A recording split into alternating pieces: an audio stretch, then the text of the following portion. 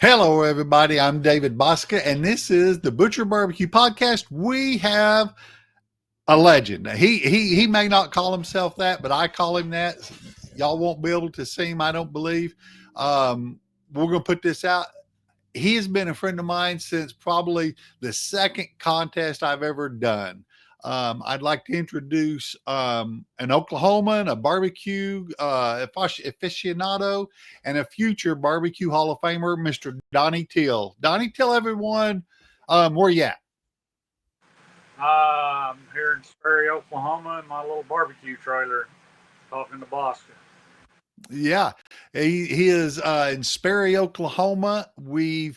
The audio is a little up and down simply because of bandwidth. You know, Sperry's got 3 squirrels and 2 rabbits trying to make it work up there.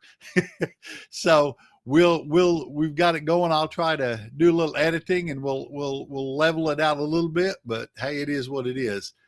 We're not doing a live audio or a live video, so people don't go look for that. We're going to just chat and talk let's see. It is just right at about a month before the ceremonies for the National Barbecue Hall of Fame, isn't it? Yes, that's on November 8th. November 8th. That's what I was thinking. And let's start with Donnie, tell everyone your team name and basically what you cook on. Buffalo's Barbecue, 29 years of cooking, and cook on a jambo and some drums, depending on.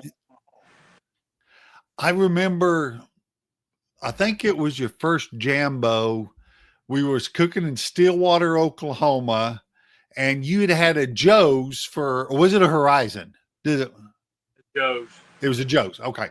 And I remember you got your jambo, and Martin and I, we always chatted and looked at everybody's new equipment that year. And we always kind of laughed about like, hey, we kind of like to see people come out with new equipment because it'll usually take them 4 or 5 contests to kind of get used to it. And I was talking with you and you said, yeah, I've had to go back like 9 years worth of recipes to get those to work with this cooker.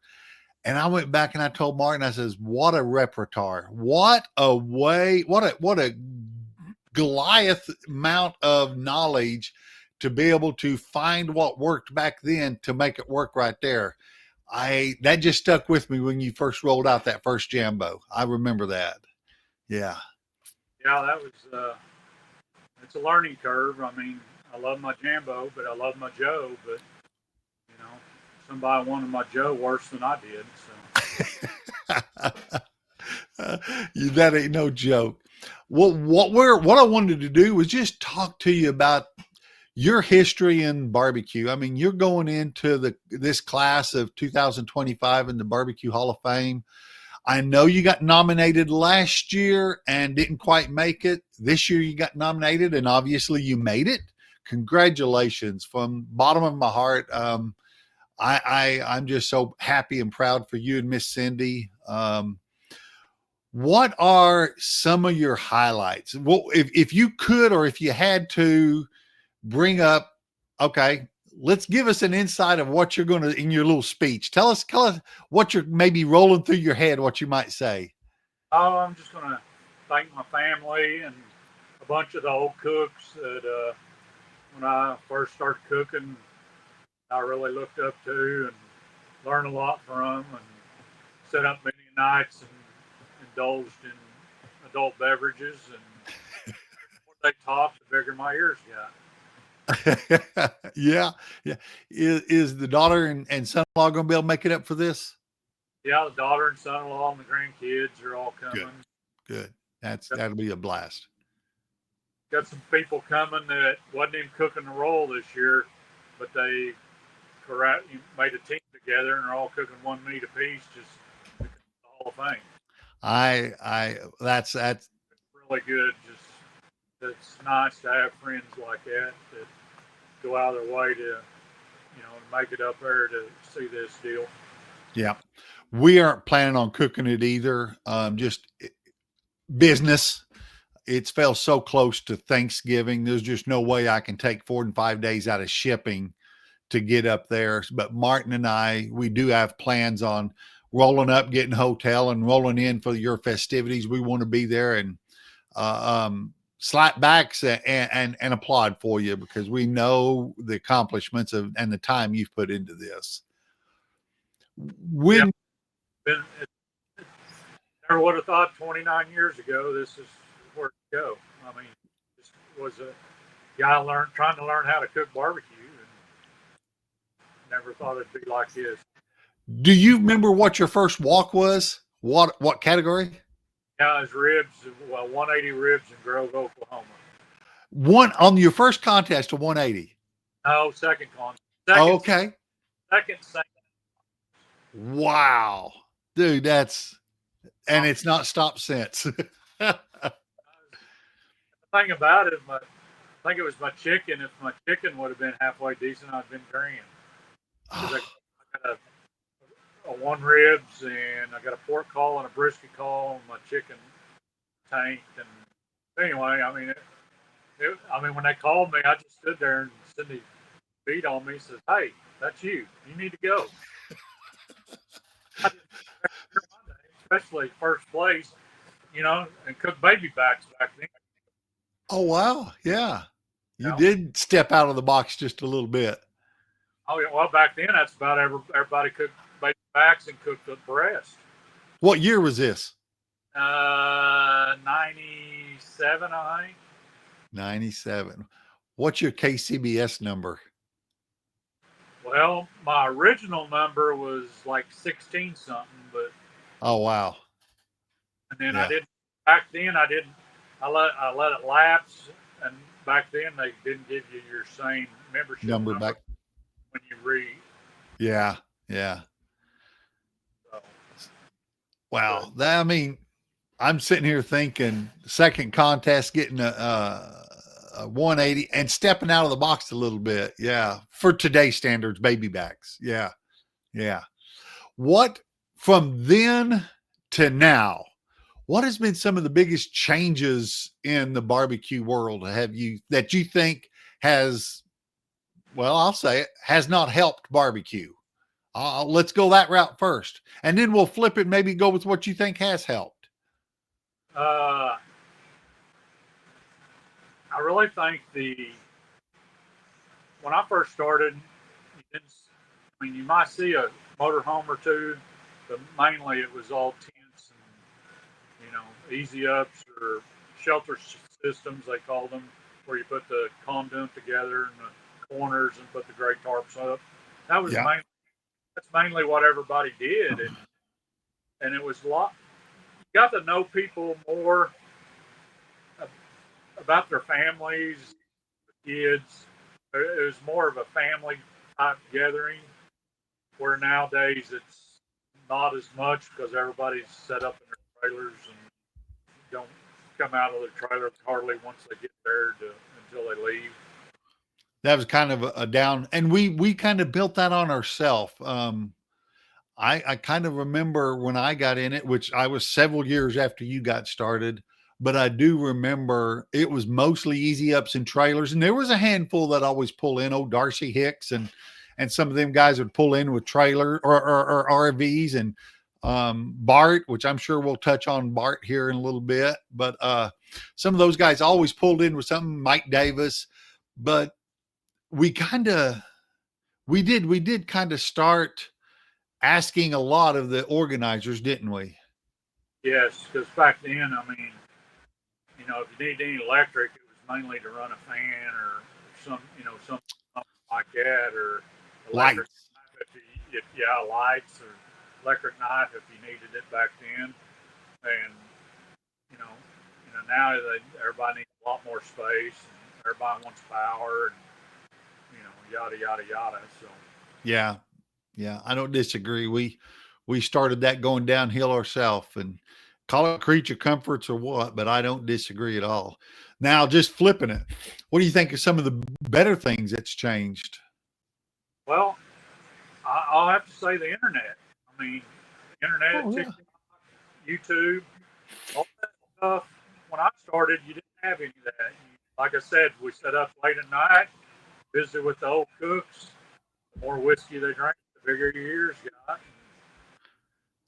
Nowadays, I don't know if cooks would cook like we cook because everybody wants instant gratification because they want to win quick. And back then, you didn't win quick. You had to learn. And a lot of them old cooks, boy, they were tight-lipped. Yeah. Wouldn't tell you a whole lot. So you had to eat a lot of mistakes. And one of my best friends is no longer with us, and you know him well as I do, Paul Shoddy. Was in Lincoln, Arkansas, cooking my brisket. And this was Paul's way of telling me what to do without coming out and actually telling me what to do. I gave him a bite of my brisket. He goes, man, that's really good. That flavor is phenomenal. He goes, what are you cooking that to? I said 185. He said, oh, okay. Next week, take it. And that flavor's there again. He goes, what'd you cook it to today? I said, oh, about 188. He said, well, it's that flavor's there. He was telling me when he went out and said, hey, you need to kick that internal temperature up, but that's the way cooks were back then. And some guys give me a lot of crap because I don't give out a lot of information. Nowadays, I'm a lot more apt to than I was years ago. But that's the way I was brought up into the cooking world. Hey, get out there and learn. And, learn from your mistakes. But now, like I said, the internet and everything, it's changed all that with all the videos. And, like I said, if somebody had to go a year and a half, 2 years before they want anything, there wouldn't be many cooks because people want that I got to win right now attitude, which it costs a lot more to go now than it did back then. We was cooking 90, 99, 79-cent pound briskets, compared to, Wagyu, even just buying choice or prime nowadays. Back then, if you was cooking a prime brisket, those were hard to find. If you was cooking choice, usually it's choice legs, and Yeah, not, I'm with. I so, remember whenever I was cooking some primes, you kind of kept that under your own shirt too. You didn't want anyone knowing that you were cooking primes back then. Yeah. That's the thing, and then the Wagyu deal started. And, I cooked a bunch of Wagyus for a long time, cooked Imperials forever. And, then started getting on the Snake River bandwagon and all that. But, I cooked Wagyus for quite a while. That's something you kind of kept to your heart, because that just gave you an edge against everybody else. Yeah. Well, looking back, when you say you started cooking back in the late 90s and your grand came in there a little bit after that, but I remember it was, and you'll have to remind me, I started in 06 was my first contest. Was it right before that or was it right after that when you and Bart teamed up and was a holy terror up in Colorado? Yeah, we teamed up in 03 or 04. Okay. It was 04. And the only reason we teamed up and we didn't cook anything around close to home, we cook our own teams. We changed our name because we didn't want nobody complaining that we was padding each other's team of the year points. So we come up with a completely different name. And we went, we go to Colorado, we went to Virginia. We go. Neither one of us could go by ourselves because neither one of us could get that much time off work. With two of us going, one could sleep and one could drive and, flip flop and beat out a lot of miles. And me and Bart cooked a lot alike. And so we first did it. Our first trip, we went to Lynchburg, Virginia on the James River. And they, we showed up. I told Bart, I said, if we go over and hit a lick, we're going to ring the bell because it's going to pay like a slot machine. And he goes, well, what do you want to cook? He goes, I'll cook this and this. I said, whatever we do, one guy needs to cook the two little meats and one guy needs to cook the two big meats. But I don't care. But I says that way one guy can get sleep longer, and that way he can drive after the contest while the other guy sleeps. Oh yeah. So whoever cooks the little meat drive coming out of the contest, and we can make it further down the highway to get back home. Instead of both of us up at the same time and both of us wore out. So he goes, well, it don't matter to me. I said, well, truthfully, you cook a better brisket than me. You're more consistent. So once you cook the two bigs, I'll cook the two littles. Said, okay. So that's what we did. That's the way we did it from that day on. I cooked the chicken ribs and he cooked the pork and brisket. And so we go over there and we're cooking. And as soon as I'll back up here, we're over there cooking, and all these Carolina boys seen these Oklahoma plates. And boy, they is on us. I mean, they give Bart, me and Bart are both pretty hot headed. And Bart's wanting to square up with them real quick. And I'm going, hey, dude, concentrate on cooking, blow them off. And well, they was on us because, hey, you need to leave that tomato based sauce in Oklahoma. Drink vinegar, you're not winning. And just on and on and on and on. I mean, nonstop. So anyway, we enter the contest. We enter 2 sauces, dessert, anything but, and the 4 main. Well, we go to the awards, and my sauce was second, Bart's was first. So, but we win dessert, and go to chicken, I get 180 chicken in first place. Go to ribs, I get a 180 rib in first place. And Bart, I come back, they're starting on pork, and Bart goes, kind of putting the heat on here. I said, you're good. And I don't remember. Bart got like a 3rd pork and a 4th brisket anyway. We went it with like a 7-11 or 7-12. The reserve was like 698. You know, I literally both of them walking back to the truck, arms straight out with trophies on both arms. And so we take a picture. We had my pit, took a picture. The Carolina boys, hey, let us taste that sauce. And I go out and said, remember that stuff don't work over here. Bart went on a tear. I mean, we between Twin Oak, Buffalo, and boys from Tornado Alley that year, we had several in the draw, and people didn't like that, and we didn't get drawn between his team, my regular team, or boys. Wow. Couldn't get drawn. I mean, I think there were like 16 bums in there. And we couldn't get it done. But anyway, we then after that they made us declare which team we wanted to put in the draw. So it either had to be the team we put together or so we couldn't have all 3 teams in the draw.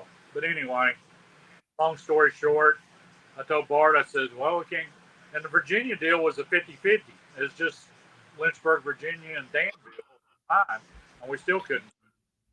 But anyway, I told Bart, I said, let's just go to the Royal and win that buck, and we're guaranteed to go. So we go to the Royal, and we cook the Invitational, and this is no lie. We're cooking on Bart's pit, and he got convection plates, and I wasn't used to convection plates. And on my pit, I'd always get my ribs done and move them up front by the stack and just let them sit there and they'd set idle. I did that on Bart's. I put 2 racks down on the grate, 1 rack above, stacked on top. And so I do the chicken. Cindy takes the chicken, I pull the ribs out. The bottom 2 racks are burnt, no liquid, oil. We got 1 rack of ribs to turn in. Had very little liquid left in them. And Bart goes, what are we going to do? I said, get that metal cup and pour some apple juice in it. And we put a bowl over it, stuck it in a firebox, and got it boiling. And I'd slice the ribs, individual ribs, and we'd dunk them in there, and they would bubble. That's how dry they were. Ooh. Hung them out, we'd paint them box. When we go to the awards, we get the chicken call, no rib call, pork call, brisket call, and everybody, oh, you got chicken call. I said, no, them ribs are not.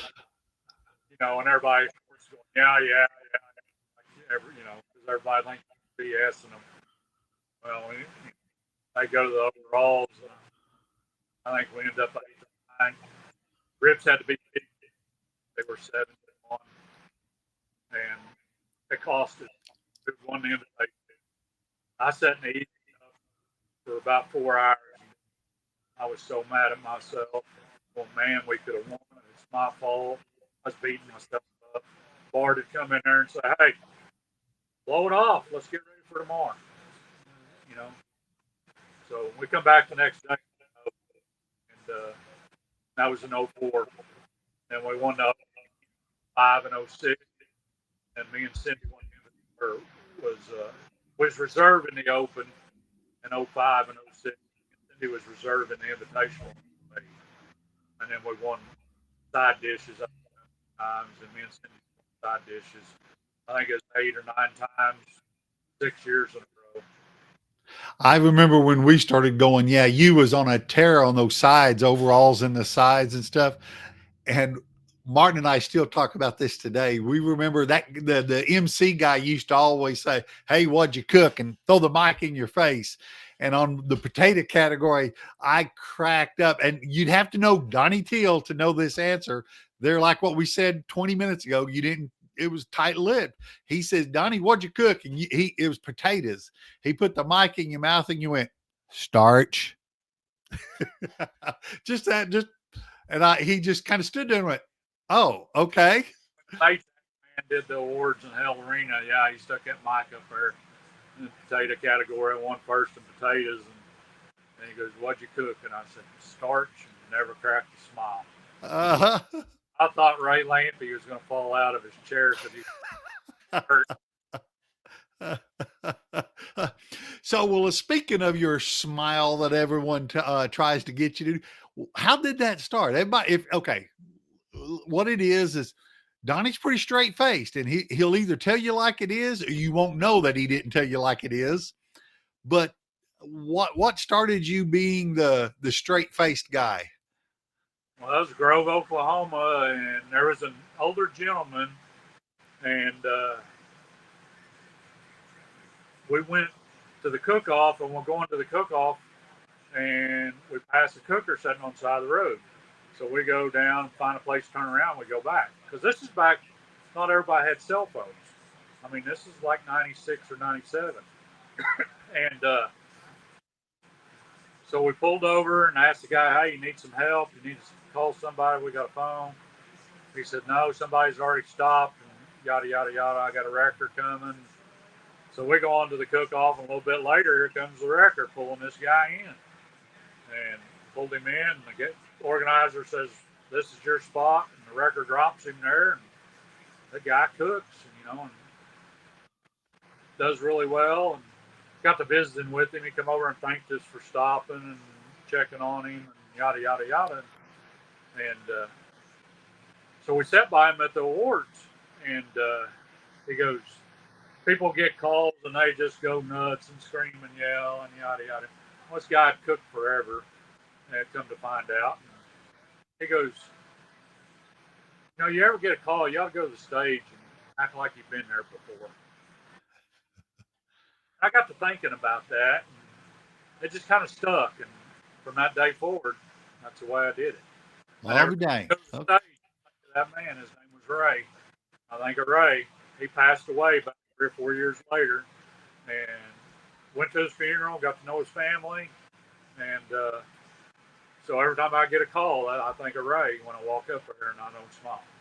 Wow. I don't think I've ever heard that story. That's cool. Act like you've been there before. Yeah. I like that. I do. Yeah. Well, we chatted real quick of that. What do you think on the meat, the 4 categories, the changes, but it had to be 5 pounds of pork, or it had to be a pork butt, I remember talking to Paul a few times. It used to be pork loin. That was before my time. And briskets, everybody cooked whole briskets. Now you're lucky to see them cook more than 7 slices. what what is some of the biggest changes you've seen on the cooking aspect in the years you've been with this? Because it used to be everybody was overnight. Um, You know, smoking in the boys' room, Richard and Lynn Council. I mean, Richard always cooking 18 to 20 hour brisket. And, you know, set up all night and watch his pit. You know, and I mean, some prime examples with I don't know, early 2000, probably around 2000. Smokers Wild, Don and Sharon, Parsons, Kansas. They're cooking on a 2-door Joe just like me, and you know they're cooking a 14 to 16 hour brisket.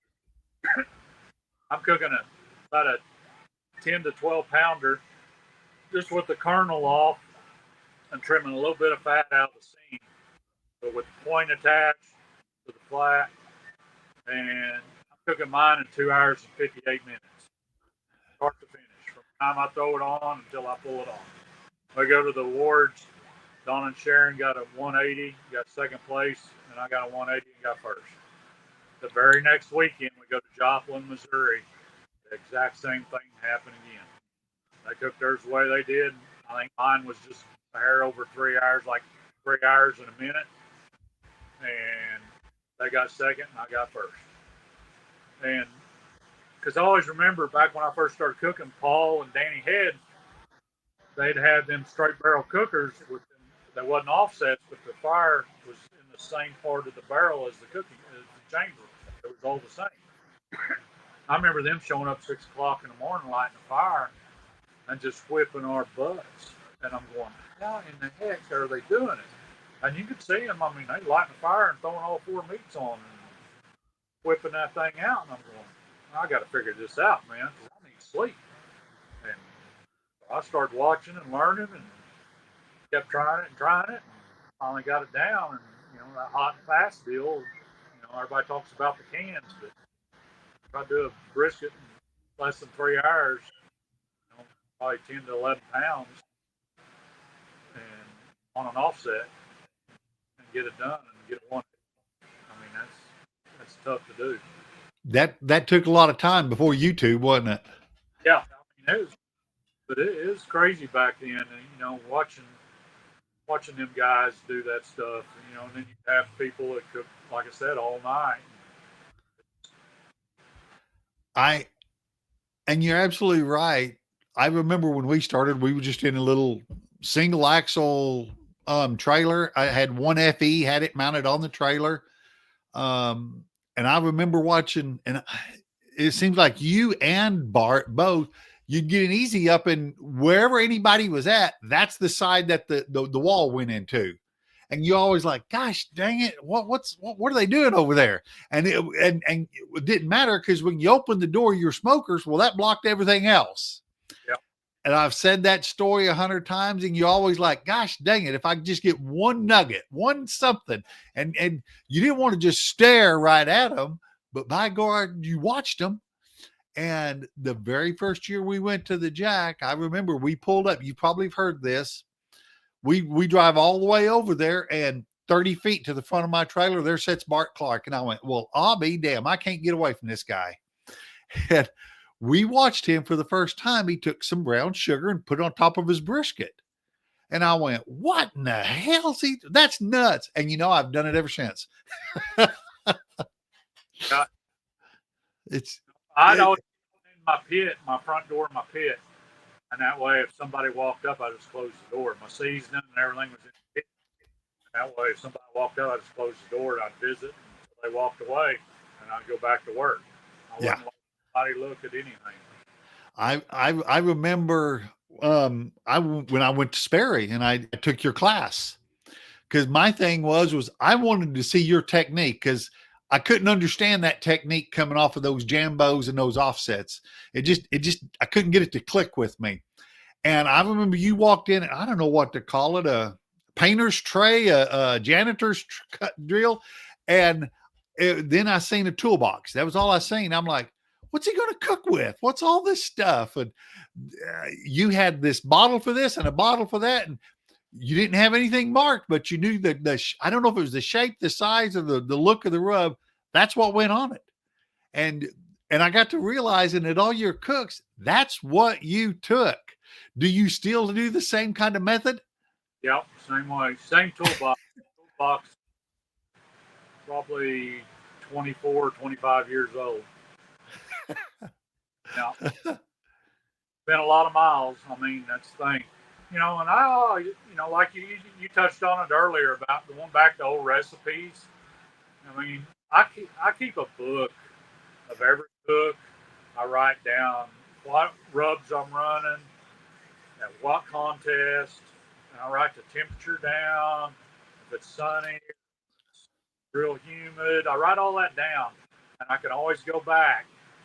And for years there was a chicken recipe that I ran from 1997 that always hit in Lincoln, Arkansas. And that's the only place I ran it. But I always get a chicken call in Lincoln, Arkansas, running that recipe. And so I'd go to Lincoln, I'd bring them rubs back out. That's what I'd run over there, and it worked. And thing about it now, done a lot of rib cook-offs, not doing much KCBS stuff. It's just hard on me with all the cooks canceling in Oklahoma. It's hard for me to justify closing my stand for one day and losing a day of sales to go do a KCBS. Yeah. Where before we had all these in Oklahoma, and I could work and make it through my lunch and all that, and close about 3:00 and get to the contest late and not lose a day of sales. And so now I'm doing all these rib cook-offs. The rib recipe I've been running all this year. And I ain't cooked as many as the rest of them guys. As a recipe from 1999. I've been running it into last year to all the way through this year. Knock on wood, it's been doing good. I'll be dang. What a repertoire. That's exactly, yeah. Recipe, and it's working today.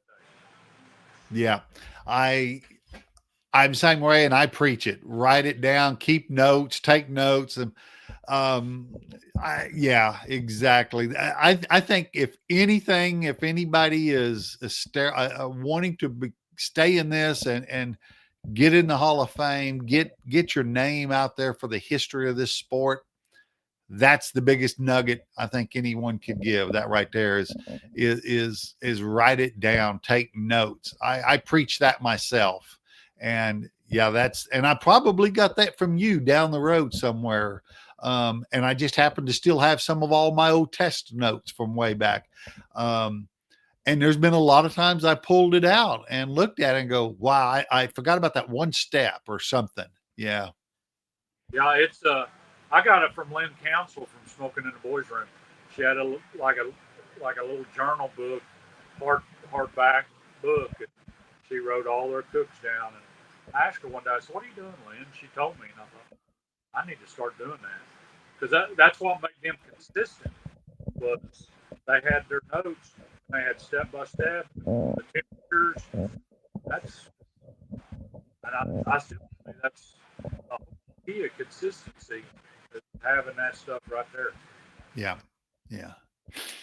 Well, you've not staying away from this, because I think your history is what has allowed you to stay in this as long, but it's the passion for it, Donny. I still see it when you talk to new people or just talking in general.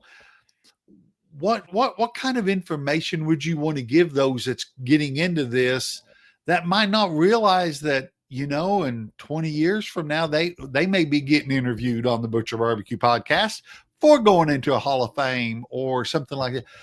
What kind of info would you like to give newcomers? Stay grounded. Remember where you started. That's the whole key. Don't act like you're better than anybody else or you get the big head, because you can get set right back in your chair real quick. Just remember where you started. Remember some of the guys, when you were in there, how how you was treated, which the way I was treated is a lot different from nowadays. And like I said, you got the internet to go to, but you know, it, you know, treat people with respect, and you'll get treated with respect. To me, that's a big thing. Just remember where you started. I think that, yeah, I think that's the biggest thing is when we got into it, we had Merle Whitebrook and Carol. They would always try to take new teams under them and hey, just do this, do that. They wouldn't do anything that they shouldn't be doing, but they were a good ground on that world. And I remember taking their judging class because my mindset was I want to see what they're teaching the judges. I wanted to see how they're telling them to judge. Right off the bat, I'm trying to think. I think the first class I ever took was a cook shack class with Fast Eddie and Paul Shoddy. My thought process with that was I wanted to learn how Eddie's using these pellet smokers, but I wanted to see the flavor that Paul was doing because he was rolling in Oklahoma at the time with the flavors. So I kind of wanted to see that, and it was a handful of years later before you did a class, and man, I was all in on that. I remember that. Gosh, I'm trying to think. I took a Rod. I took a Rod Gray class before yours even. Rod, that was right before him and Johnny teamed up. It was up in Kansas City at the Royal Complex. I took that class. Sat in the back, talked with Johnny for the longest time, and that's where I first befriended him. And man, I mean, gosh, he was always fun to see at a contest. Well, let's just ask that. What are some of the folks that you always looked forward to seeing to visit with, but hated cooking against? Who were some of those guys way back? Well, I mean, you had Mike Scrutchfield, Remax Cookers out of Kansas City. You had Ted and Donna McClure, Richard Lynn Council, Smoking Boys of Barbecue and Patty. Where are they out of? Craig, Patty Kidwell. And you had Jumpin' Jim. Bubba's got a top secret after he broke off from Scrutchfield. You had the Oklahoma guys. You had Bart and Shoddy and Joe Davidson, Terry and Delbert Davis, the Indian Barbecue.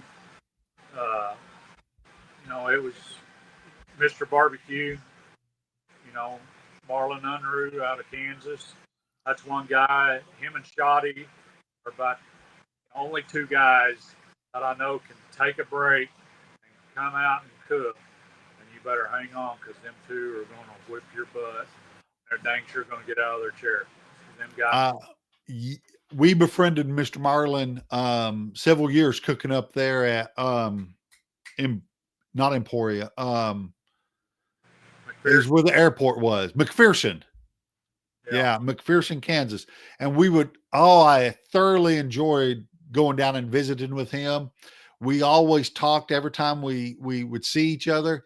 And then it got to where when, like you're saying, when he would pretty well quit cooking, we would see him at the awards way up at the top. He would still drive to the American Royal just to watch the awards and see who was doing what and when. Yeah, he usually sat with Cindy. Okay. Yeah, he sat with Cindy, and Marlon and me were really good friends.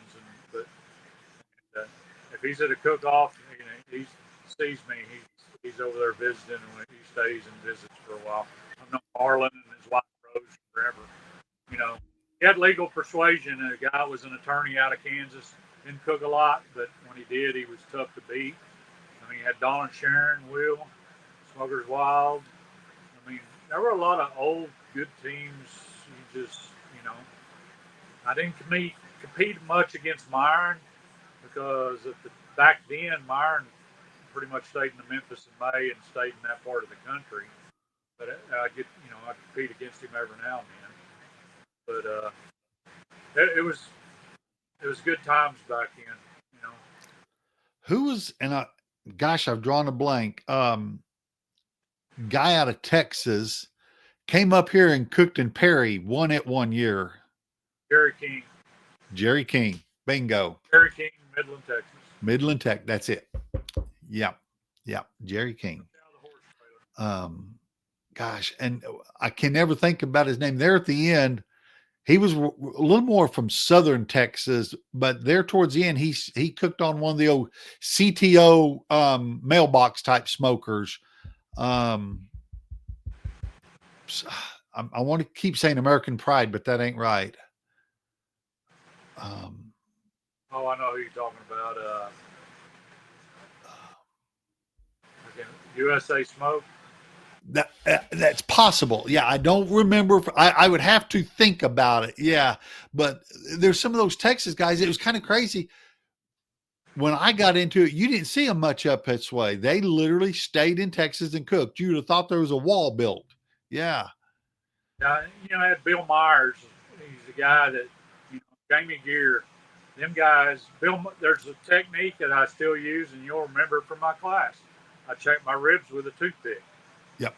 Bill Myers taught me that years ago. Bill's no longer with us, but he taught me a lot about how to cook on a Jambo. Him and Jamie both, and they, back in the day, I always wanted a Jambo, but I never could afford one. And Jamie was always on me. And then when I got ready, he wasn't building freaking over at Lake Fork fishing all the time. So that's when I redid my Joe, and then Jamie calls me after I spent all my money on my Joe to get it refurbished, and said he's ready to build pits. And I said, well, now I ain't got no money. I put on a class, and a guy wanted my Joe worse than I did. So anyway, that's how I ended up on the Jambo. Yeah, because I remember you telling me that, and you still cooked on it after selling it, waiting on the Jambo, right? Yeah, I had 2 contests left that I'd already paid for, and he let me use it, and he'd already paid me for it, and he wrote me a check on that Saturday of the class, and went to the last 2 contests and won $1,000 the last 2. So last contest, I went and cleaned it up, got all my stuff out of it, and took it over to his house at Owasso and backed it in his barn, and I get out, and him and his wife's out there, and it's dark 30 because it's in the fall, it's October, and I told him, I said, I think I'm going to need a little more money out of this thing now. I said, it's got more grands under its belt. His wife went to cussing me like a sailor. And me with a plain, straight face, and never cracking a smile. She thought I was dead serious. And he's telling her, honey, he's just kidding. Fired up now. Oh, the white man. I mean, she was not happy. So, but anyway, she calmed down, and that's when I left Joe. Now Joe Davidson, he bought it from them. That guy ended up passing away, and she sold the pit. And Joe Davidson bought that pit back. That pit was the first ones that Joe built when they moved from Perry to Stillwater. So it was one of the very first ones that came out of the Stillwater factory. But Joe, he sent me a picture several years ago of it, and he goes, "Look what's at my house." I said, "Sorry, dog." No kidding. I put almost 200,000 miles on that pit, dragging it all over the country. Wow, that is. Now, wouldn't you like to have a nickel for every pound that went through those grates? Oh yeah, that. I like to have a dime for every mile I put on it. Yeah, no kidding. Put one new axle under it since I'd had it, but pack the wheel bearings twice a year and go. Yeah. General maintenance. Well, Donnie, I ain't gonna keep you anymore. We both got to get on to work and get things rolling. I just wanted to say thank you very much for being a friend. The short years that I've been in this, you've always been there for Oklahoma. You have represented state of Oklahoma barbecue from the word go. I'm very proud to shake your hand when I shake it. We'll look forward to seeing you crossing the stage up there. Well, I appreciate it, and likewise to you, and appreciate everything you do for me as far as rubs and cutting boards and injections and all that. So, small price. Yeah, but But yeah, you and Martin always been good. Well, I think it goes back ways. You and Miss Cindy. Yep. Well, that's all I've got. Donnie, tell everyone where they can follow you and stop in and get a sandwich. Sink the ship. You can Buffalo's BBQ on Facebook. I don't do any of that other stuff. And Donny Teel on Facebook. And but yeah, come by and get a sink the ship here in Sperry, Oklahoma, in the donut shop parking lot, and we'll get you fed. Sometimes it's as simple as that. Donnie, thank you so much. I appreciate your time this morning. Thank you, David.